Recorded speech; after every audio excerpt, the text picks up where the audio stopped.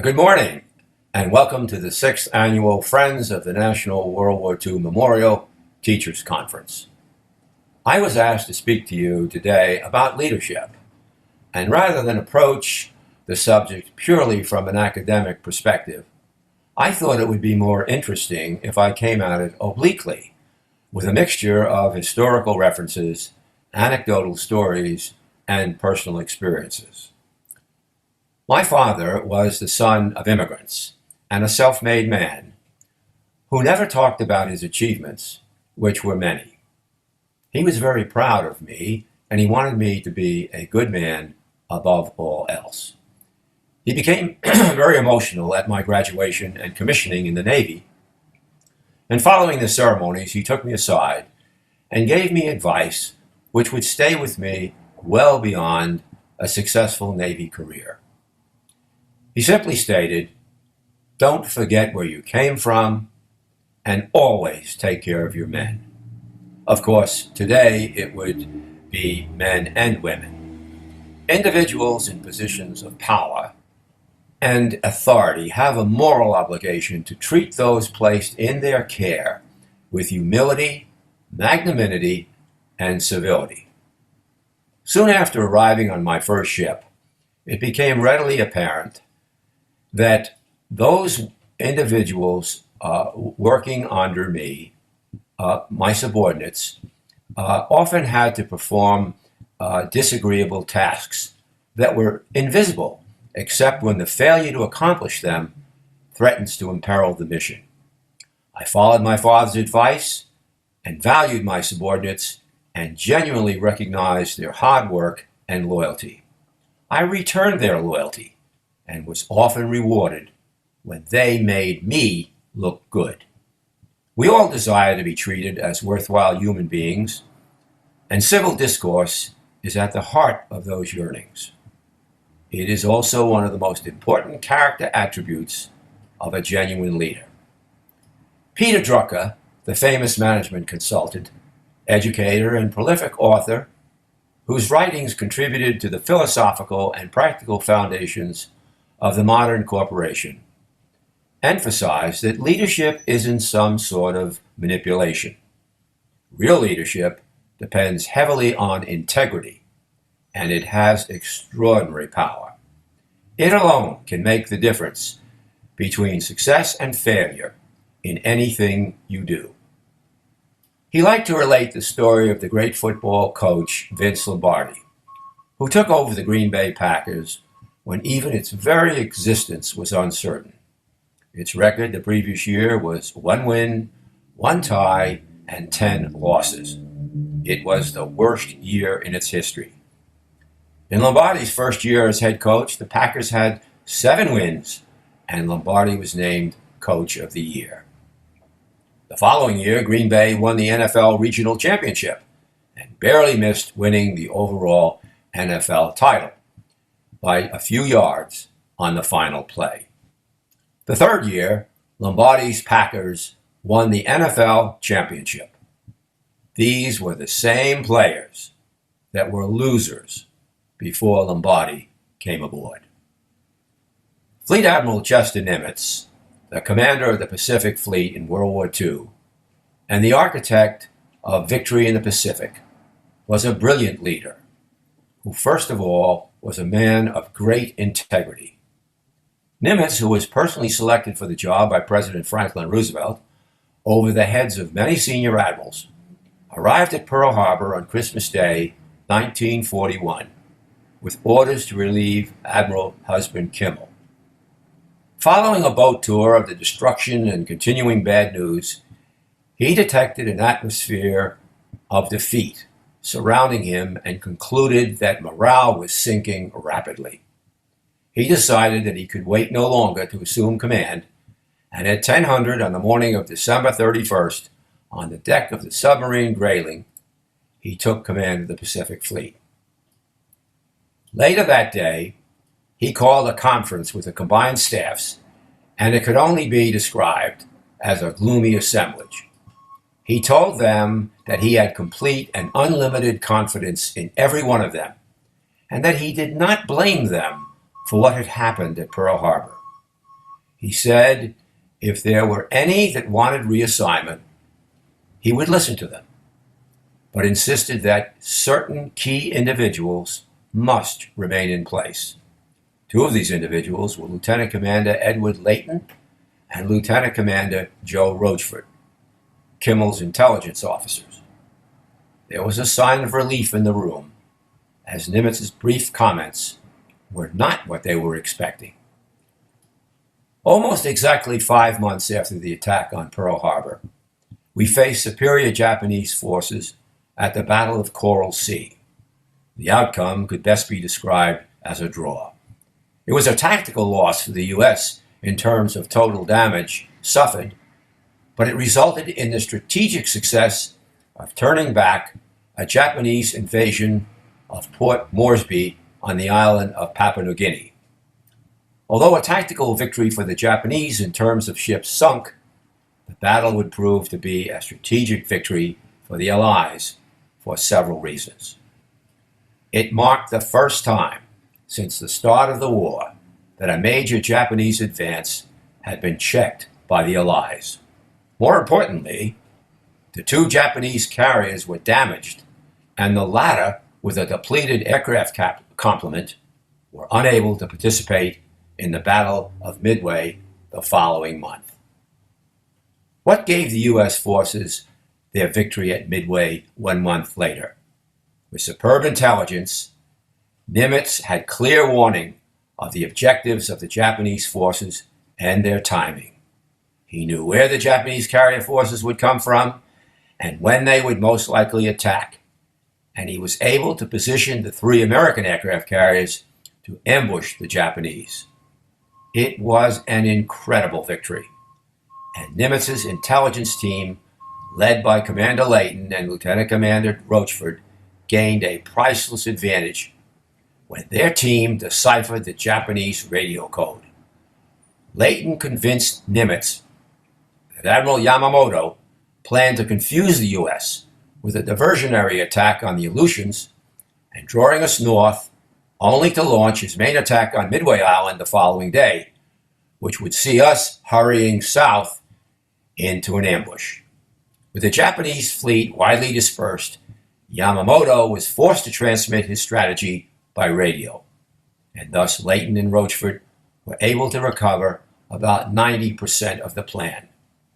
With the information they had, it was not hard to confirm that the target was Midway.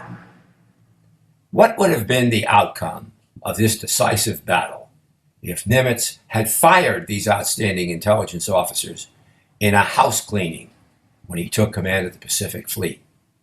What success would Vince Lombardi have had if he rid the Packers of the team of so-called losers? Drucker, author of many books and articles on leadership, wrote that leadership has incredible power. It all depends on a single decision: your decision to be a leader. Leadership is getting things accomplished by acting through others. Regardless of your own abilities, there are many important goals that you cannot attain without the help of others. A newsman by the name of Napoleon Hill interviewed steel magnate Andrew Carnegie. Carnegie was one of the wealthiest men alive. He convinced Hill to devote 20 years of his life to a study of what made men successful. Carnegie helped Hill by giving him introductions to the mightiest, wealthiest, and best-known men of his day. These included Henry Ford, Theodore Roosevelt, George Eastman, John D. Rockefeller, Thomas Edison, Julius Rosenwald, Clarence Darrow, and many others. He discovered an amazing fact from his research, which Dr. Drucker later confirmed by his own observations and analysis. No successful individual became successful strictly by his own actions. Every single one of the successful individuals that Napoleon Hill had interviewed had become successful through the help of others. These other individuals had a greater talent in some area. Who were these others? They were bosses, colleagues, and subordinates. Without them, not a single person that Hill had interviewed had become successful. Carnegie must have recognized this because on his tombstone, he had engraved a single sentence. Here lies one who knew how to get around him men who were cleverer than himself. Leadership is not management. Management is doing things right. Leadership is doing the right things. And it doesn't make any difference whether you are leading a company, an organization, a military unit, or some friends in a club. But it has little to do with management. Leadership is the art of influencing others to their maximum performance to accomplish any task, objective, or project. Drucker defined leadership as the lifting of a man's vision to higher heights, the raising of a man's performance to a higher standard, the building of a man's personality beyond its normal limitations. Drucker's definition supports my long-held belief in the philosophy of Johann Wolfgang von Goethe. If you treat an individual as he is, he will remain as he is. But if you treat him as if he were what he ought to be and could be, he will become what he ought to be and could be. Drucker concluded that one of the 5 most important aspects of leadership is that most people become successful only through the help of others. Leadership experts in business and academia have discussed and debated the tenets, values, and character of great leaders throughout history, and agree that the best among them possess a handful of values and qualities that are imperative to outstanding leadership. I place character and integrity at the head of the list that includes the ability to accept criticism, taking care of your people, empathy, civility, humility, and always doing the right thing. Leaders who are able to accept criticism surround themselves with honest brokers who give candid feedback they listen to and thus make better decisions and are better leaders than the ones who do not. Organizational psychologist and Wharton professor Adam Grant stated that one of the things that immediately comes to mind when he thinks of a good leader is caring about employees. I hearken back to my father's sage advice to me many years ago when he said, always take care of your men. Real leaders actually care about their people and put their people first. Historian and author Doris Kearns Goodwin discusses empathy in her latest book, Leadership in Turbulent Times, and how Presidents Abraham Lincoln, Lyndon Johnson, Theodore Roosevelt, and Franklin D. Roosevelt all had it and needed it to face the significant challenges they all faced during their respective presidencies. She writes that Lincoln and Johnson were born with it because they grew up poor. But the Roosevelts had to acquire it in adulthood as they formed friendships outside their social class and learn it through their life's experiences. In my first year at the academy, the superintendent would occasionally meet with a small group of first-year midshipmen and take questions and provide guidance and often tell an anecdotal story with a moral. One story I have remembered all these years was about a large Navy ship traveling across the North Atlantic just prior to our entry into World War II. A young sailor in his first time at sea was walking across the main deck at night when he heard what he believed were cries for help off the starboard side of the ship. He looked in the direction the cries were coming from, but was unable to observe anyone in the water. The cries for help, which actually were strong, continued but gradually diminished in volume and became more difficult to hear. The sailor remembered his training and ran up to the ship's bridge and reported what he had heard. The officer of the deck immediately sounded, man overboard, starboard side," and commence the Williamson turn, where you put the rudder hard over in the direction of the man overboard, which kicks the stern away from and prevents possible contact with the ship's propellers. The rudder is then shifted in the opposite direction, and at a predetermined point, the ship is slowed, and if done correctly, it will bring you back to the last known position of the man in the water. I have done it more times than I can count, and it is incredibly accurate. By the time the captain was on a bridge and a boat was lowered in the water, and the search began in earnest, after about an hour of searching, the captain called the sailor to the bridge and quietly told him that he did the right thing in reporting what he believed he heard. However, due to the sound of the wind passing through the mast and the superstructure, combined with the sea lapping against the side of the ship and the ambient noise of the ship's engines and auxiliary machinery, we sometimes hear things that do not exist. The sailor, in his late teens, looked up at this distinguished-looking gray-haired gentleman with 4 gold stripes on his sleeve and said, "Captain, I distinctly heard someone calling for help, and I heard it at least 5 times." The captain ordered the boat to continue searching for another hour. They were about to complete the search. They located a man in the water holding on to floating wreckage. He was the sole survivor of a Norwegian ship that had been sunk earlier in the day, and he had been in the water for hours and could not have lasted much longer.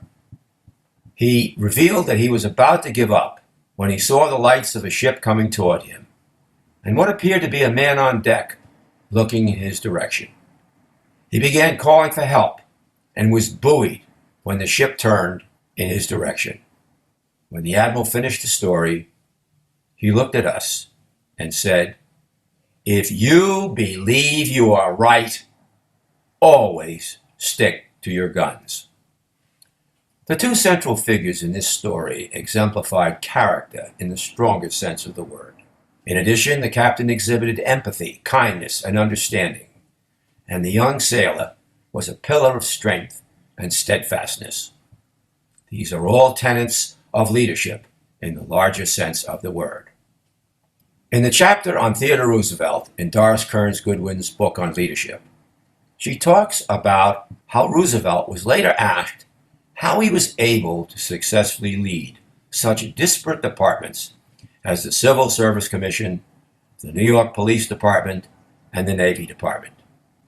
He insisted that the challenges he faced did not necessitate genius or even any unusual qualities, but just common sense, common honesty, energy, resolution, and readiness to learn.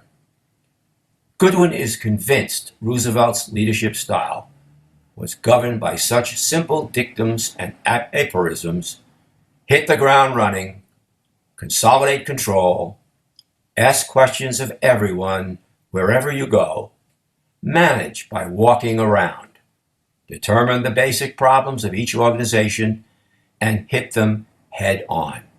When attacked, counterattack. Stick to your guns.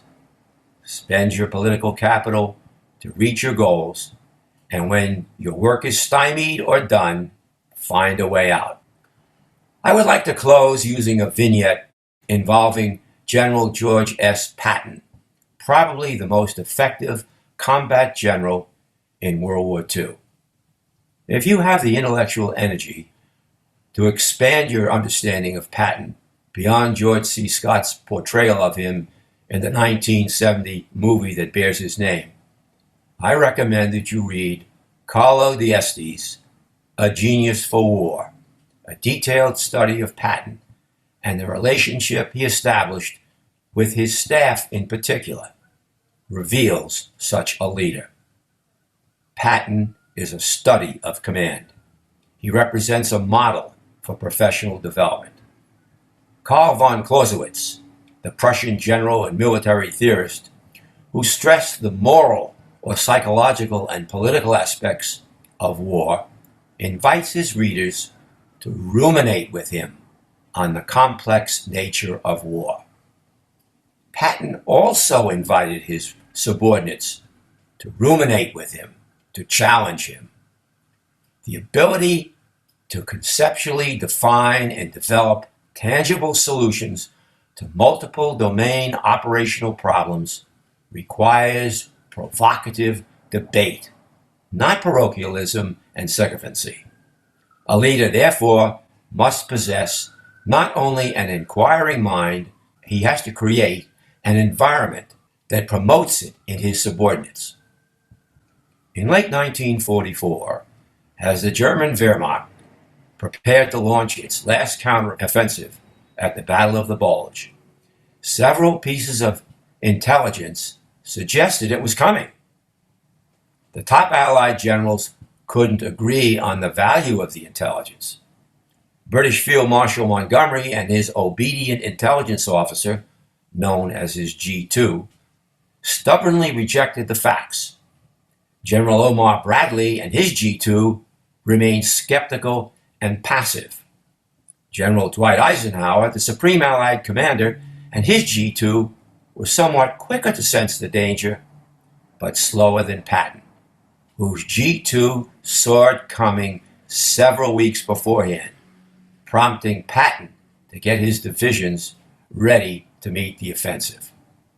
So 4 commanders with essentially the same intelligence turned in different performances. Though slightly disadvantaged by being in a lower echelon than all the others, Patton was far ahead of them in his appreciation of the impending assault. In writing up this case study, Harold Deutsch, a military historian in World War II, showed how the personalities of these commanders intimidated their G2s, discouraging them from emphasizing unpleasant findings or pursuing other lines of analysis. In his words, whether the commanding general was on the correct or wrong track, therefore the G2 was likely to be right there with him. Perhaps the fine performance of Colonel Gustav Koch, Patton's G2, was largely due to being lucky in his boss. General Omar Bradley and Field Marshal Bernard Montgomery fired 43 subordinate commanders in World War II. Patton fired only 1. Technically, he did not fire a particular general, but rather had him reassigned to a position more suitable to his talents, and it did not hurt his career. In another instance, a newly assigned brigadier general asked for a meeting with Patton and told him he did not think he was up to the job. Patton told him to get his things together, and they drove up to the front. Upon reaching their destination, they got out of the vehicle, and Patton told the young general he had complete confidence and trust in him to successfully carry out his duties, and drove off. The officer's performance on the fire proved Patton was correct in his assessment. One can only surmise he realized the implications, even if done for the right reasons, on the willingness of subordinates to take the initiative. Patton also gave his 2 chiefs of staff, Hobart Gay and Hugh Gaffney, the authority to issue orders in his name throughout the entire war. If a leader wants to create an environment that causes subordinates to challenge conventional wisdom and take the initiative, he must create one that allows for some degree of failure. To quote my Army General son-in-law, at the end of the day, leadership is a contact sport, and it does not work if you redshirt the quarterback, or in non-football jargon, when those in leadership positions do not allow an atmosphere where they can be seriously challenged with alternative views. It is a pleasure to share my remarks about leadership with you today, and I only wish I could be with you in person and ruminate with you on this important subject. I remember with great affection and appreciation the teachers in my life who guided and encouraged me at all levels of my schooling. Not only did they open my mind to the greater world, they reinforced my moral compass. Best wishes for an interesting and successful conference. Thank you.